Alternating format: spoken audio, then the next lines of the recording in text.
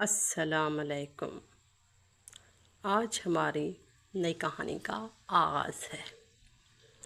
امجد کی عمر ابھی بہت کم تھی کہ اس کے ابو کا انتقال ہو گیا۔ رانی اس کی چھوٹی بہن تھی۔ امجد کی ماں دوسروں کے گھروں میں کام کاج کر کے وہ اپنا اور اپنے بچوں کا پیٹ پالتی تھی۔ اس کی خواہش تھی کہ امجد ایک بڑا افسر بنے، اس لیے وہ اس کی تعلیم پر خصوصی توجہ دیتی تھی۔ آج امجد صبح سے ہی بہت اداس تھا۔ وہ جانتا تھا کہ آج رانی کی سالگرہ ہے۔ ماں برتن دھو رہی تھی کہ ننھی رانی بھاگتی ہوئی آئی اور کہا، امی آج میری سالگرہ ہے، مجھے مٹھائی اور کھلونے چاہیے۔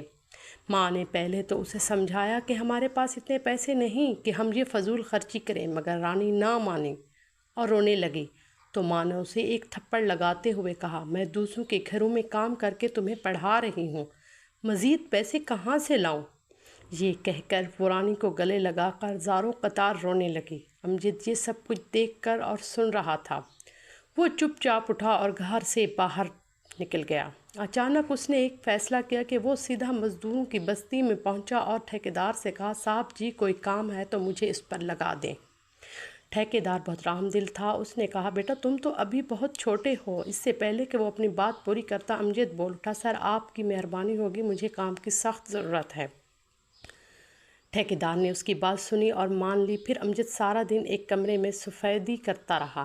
شام کو وہ پورے 200 روپے لے کر بازار گیا، بہن کے لیے مٹھائی اور فراق خریدی اور خوشی خوشی گھر میں داخل ہوا اور رانی کو آواز دینے لگا۔ ماں نے وہ چیزیں دیکھی تو امجد کو ایک زوردار تھپڑ مارا اور بولی، تم یہ چیزیں کہاں سے لیں؟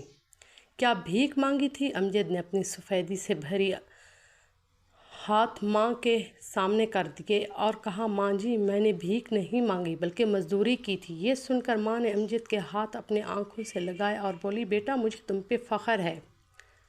اب مجھے امید ہو گئی ہے کہ تم بڑے آدمی بنو گے اور دنیا میں تمہیں کوئی شکست نہیں دے سکے گا۔ ہماری کہانی کو سبسکرائب ضرور کیجیے گا اور کمنٹ میں بھی بتائیے گا کہ آپ کو ہماری کہانی کیسی لگی، اور لائک کرنا بالکل نہ بھولیے گا۔ اگلی کہانی میں پھر ملیں گے انشاءاللہ۔ اللہ حافظ۔